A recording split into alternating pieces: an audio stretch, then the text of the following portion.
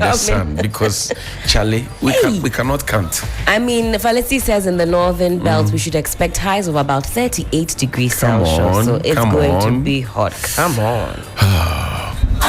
22 minutes after 6 here on 3FM 92.7. This is the Sunrise Morning Show. And we begin with the Informer newspaper. In this issue, MPA warns fuel smugglers in Volta and Oti region. Also, Mahama attacks court for bowing to government pressure. Dark clouds hang over NDC's elections as Team Dufour uncovers discrepancies in voter register, threatens injunction. As Dr. Kofi Kukubo there representing the Dufour faction and Chairman Asiedu Nketia on the front page. Turning around fortunes of Tamaoya Refinery, Energy Minister pledges support. And on the front page of the Custodian newspaper, MPP moves for free and fair primaries. I will use Agric to create jobs, according to Efri Yakuto, a former Agric minister who wants to be president. Mahama unfit for re-election, Team Dufour. That's what we have here at the Custodian and Informer newspaper. Well, the Finder newspaper has this to say this morning. Akosua Menu leads initiative to unearth basketball talents. TUC demo hits Sanan Asogli to reinstate 3 dismissed union leaders, and there's a picture to go along with that. ECD, a convenient option for the unbanked, that's coming from the Bank of Ghana. 7 construction workers injured in church building collapse.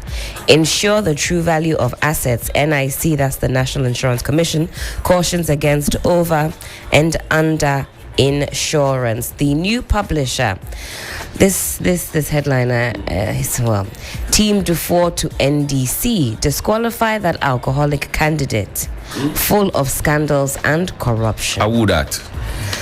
It's captured in page 2. Quite a headline. Team Dufour to NDC disqualify that alcoholic candidate full of scandals and corruption. Now, the National Democratic Congress, NDC, has been cautioned that the party cannot win the presidential elections of 2024 if it elects a presidential candidate blemished with scandals and suffering from alcohol addiction problems. And who's that? Well, in a letter addressed the NDC chairman, Mr. Asiedu Nketia, and signed by Kofi B. Kukubo, who wrote his designation as DKD campaign team member. The party was asked to disqualify such. Again, I'm still trying to find out who. Yeah, I'm interested. Well, the letter written on behalf of Team Dufour on a letterhead that has the same name as Kobna Dufour, as well as the NDC emblem and symbols noted, says, "Dear Sir, urgent matters of concern. We write with felicitations to the national executives, our dear delegates, and to all supporters of the NDC. It's a crunch moment, yada, yada, yada, goes on. Team Dufour wants to bring the attention of our cherished delegates and party executives that Ghanaians are looking up to the NDC to elect a flag bearer who can roll out policies.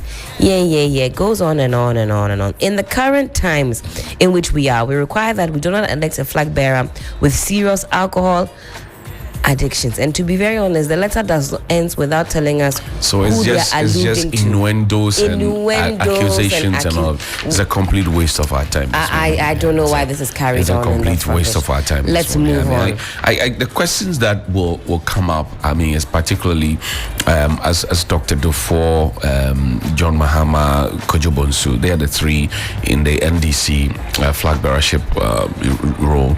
People will ask why former appointees are competing with the former boss. That's one. Number 2, they're asking if John Mahama, given a second chance, would do better than he did in the past. Of course, he has admitted to some mistakes that he did in the past, and he in the last election he said he wanted to come back to right those wrongs.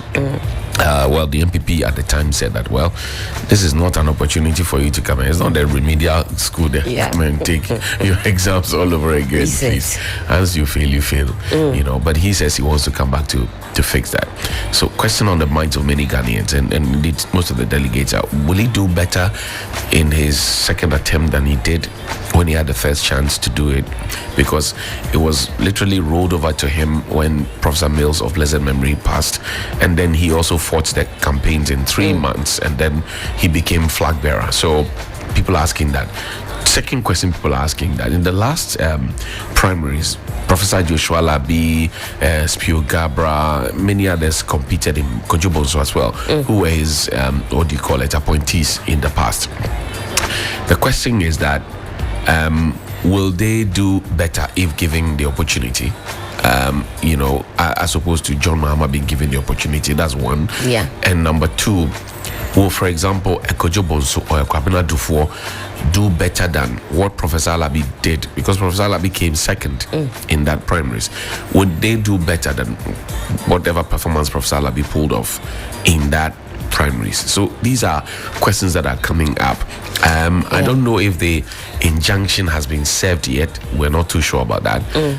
We don't know even if it's been secured, whether it's been served and what it would have, the repercussions it will have on Saturday. If it's served, then it's obvious they can't go ahead with the primaries and go ahead and do their own thing. So let's keep our fingers crossed. I'm sure for a lot of the members, they'll be on tenterhooks because a lot of preparation has been made towards Saturday. So to have this injunction would throw a big spanner in the works. But and rightly, as this very strange letter said, Ghanaians are looking to the NDC to see what sort of alternative that they are providing, and if this in-house bickering is anything to go by, they're going to want to set up and look sharp, really, because even in opposition, whilst I believe they have some good favor, Ghanaians are watching them with eagle eyes, because we've seen you before, we've seen this color before, we've seen you in action before, and we want to see a different flavor.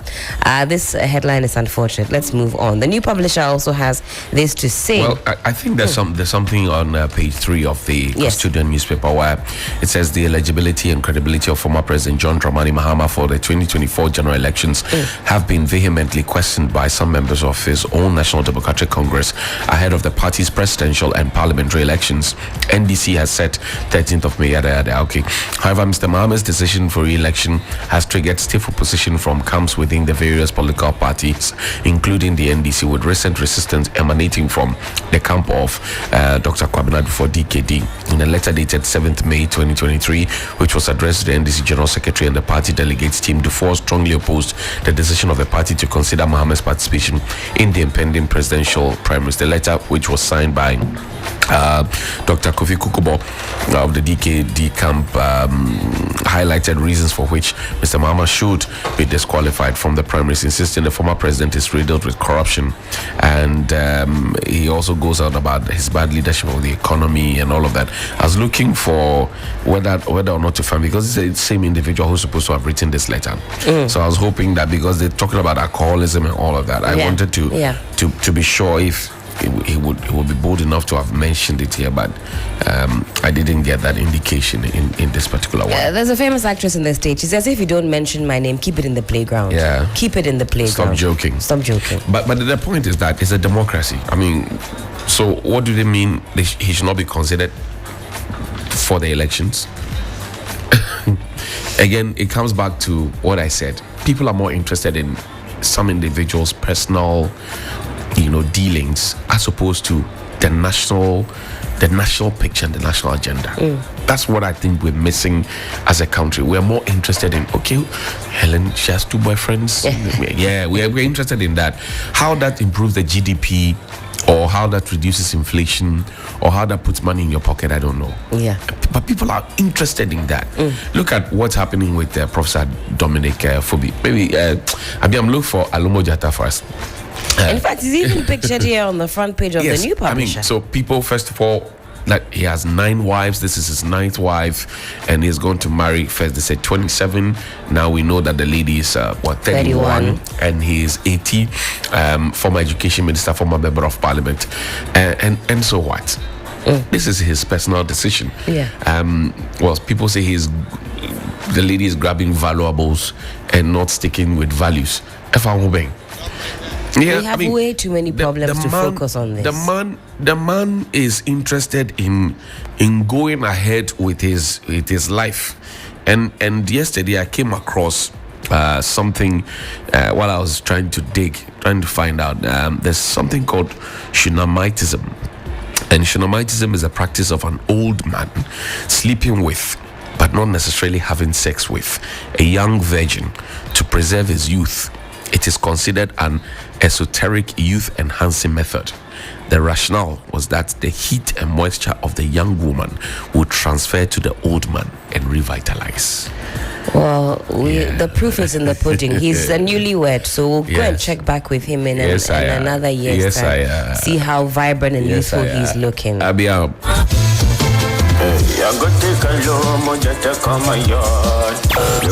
FM Sunrise. And when she bought, let's bet my jump the wall. Alo mojaja, ube kumio. Alo mojaja, ube kumio.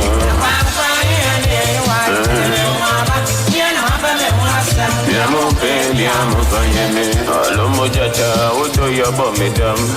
Meti hope ne besi mitri mubala. 3FM Sunrise. Say go, you go like Umaton. You want them jail me or what? What a way I do my lomo jata. Okay. Lomo jata. How this song became popular.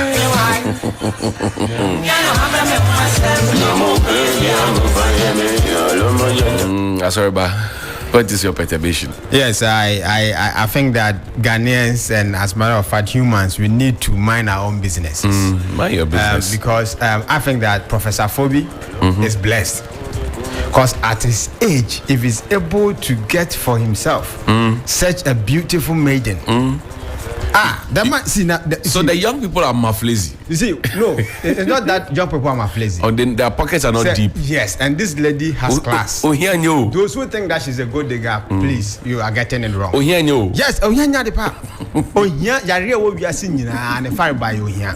If you walk into any of the hospitals this morning, I can assure you that if you have about 100 people there, you just give each and every one 1,000 Ghana cedis, and about 50 of them will be healed.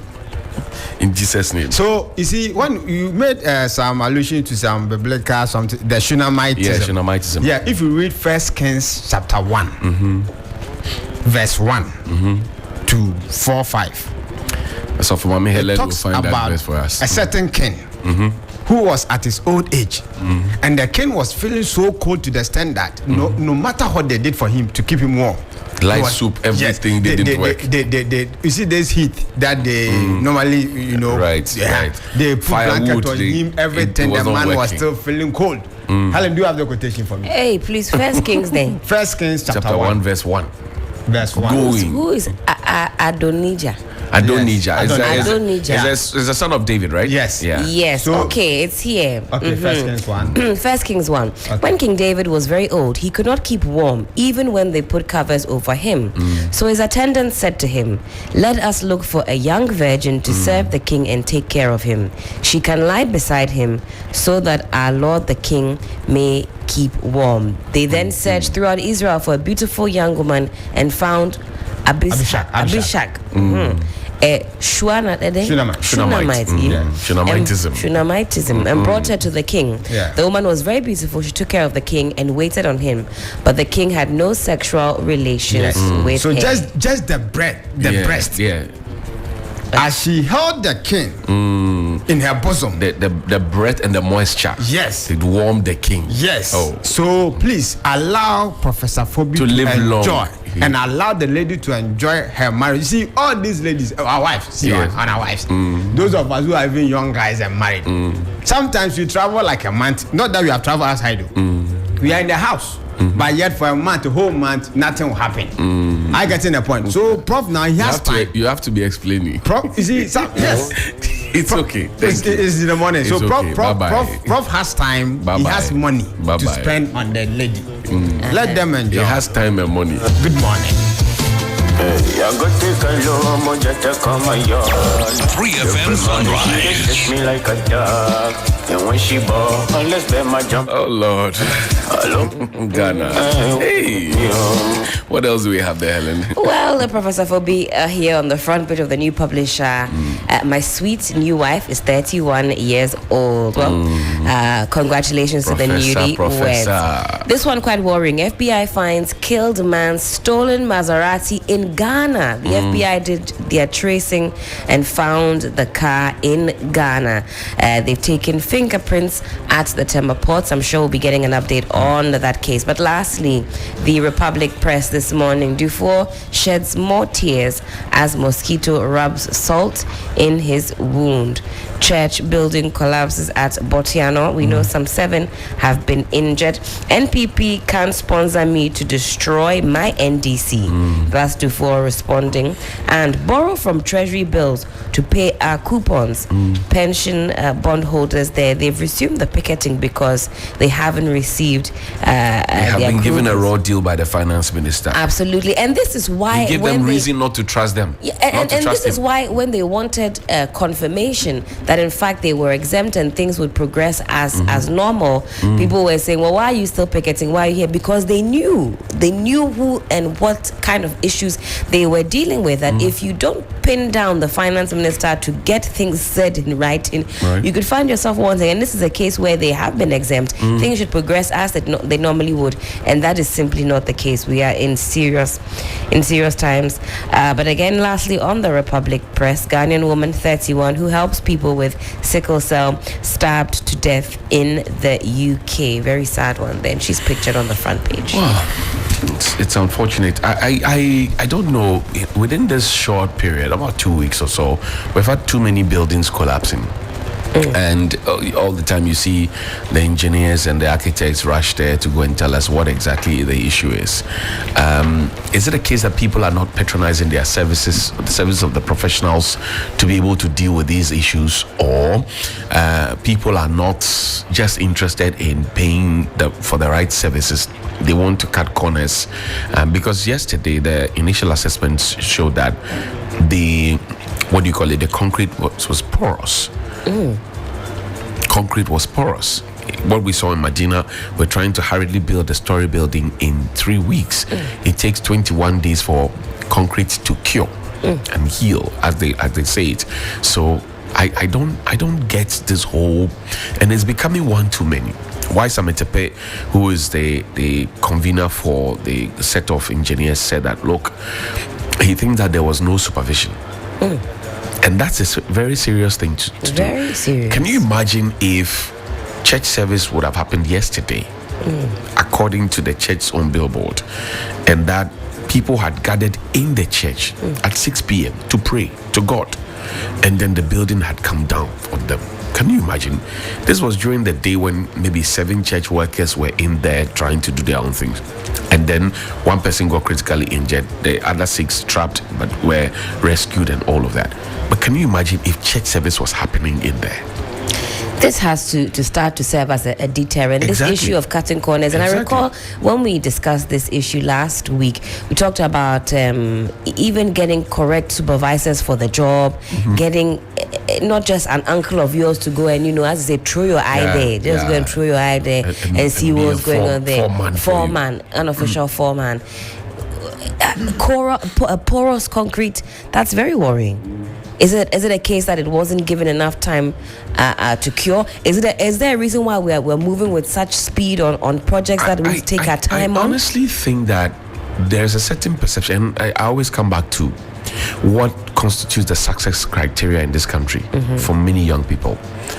You are born, you're taken through school, you're done with school, national service, you get a job, they expect you to marry, maybe get a car, build a house, or find somewhere to lay your head, buy an apartment, whatever it is, be able to give out donations and go to family meetings and see your nephews and nieces and aunties and uncles and give them money. Yeah. Somebody has a problem, school fees, you are able to sort them out. Then they think, oh, he's successful. Yeah.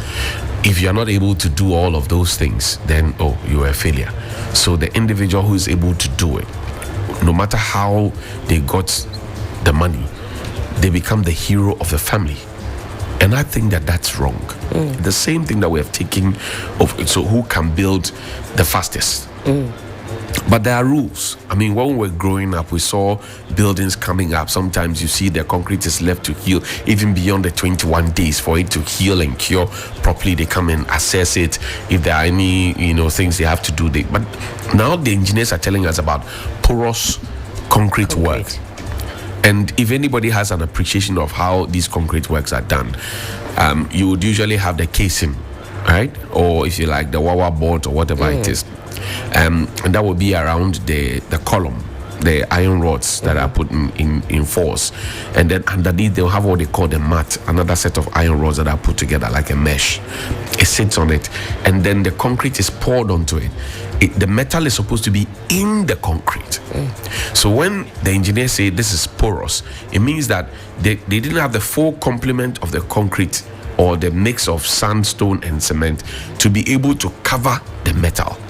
And that's dangerous because the building is going to be held together at the corners and even the one up there by the pillars. So if the pillar is weak, what do you expect? It will cave in. And that's exactly what happened. It will cave in. And people, I don't think that people have been punished that much. I remember that Okovan did a public punishment of somebody when the Malcolm disaster happened. You remember the Malcolm disaster? Okovan asked the man to kneel down in front of the people. In 2012. Exactly. Some 14 lives were Exactly. claimed. And then they handcuffed him and then they took him away, prosecuted him and all of that because he supervised the building. I mean, then Achimota was under the AMA and all of that. Now he's been, segmented and everything. But I don't think people have been punished well enough. To the extent that what happened in Medina, building collapses, somebody has the effrontery to go and even clear the site, or which is a crime scene, before the actual investigators come in. Pourquoi?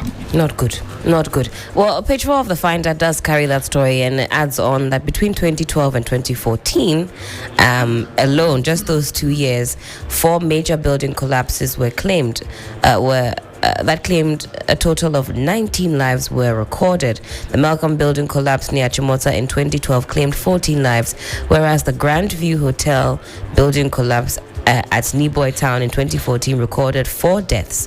2 other buildings collapsed in 2014. The building near Akai House in Cantonments claimed 1 life, while the Central University Hostel building collapse in Dawenya recorded no death. There was another multi-story building collapse in Cantonments that recorded 3 deaths, and they just chronicle a few of these that we've seen. Not great, just too many lives being lost to negligence, being lost to people being in a rush and simply not following the rules and doing due diligence. But that's what we're living with. Sad. Well, Helen, thank you so much. All right. And we're getting ready for Johnny's Bites, but the cylinder recirculation module is a new initiative from the National Petroleum Authority. Get your empty cylinder and take it to our various exchange points to get an already filled cylinder. You can now purchase your LPG from a certified location or vendor and be assured that all cylinders are intact. So once you take your empty cylinder to our exchange point to get a filled one, you will not experience any troubles. There are various sizes of cylinders, that's big or small, and this will help individuals benefit from this initiative without any financial restraint. Now you can cook your meals with less smoke and your health and safety is guaranteed. The cylinder recirculation module is for the safety of customers and will bring more jobs to the country.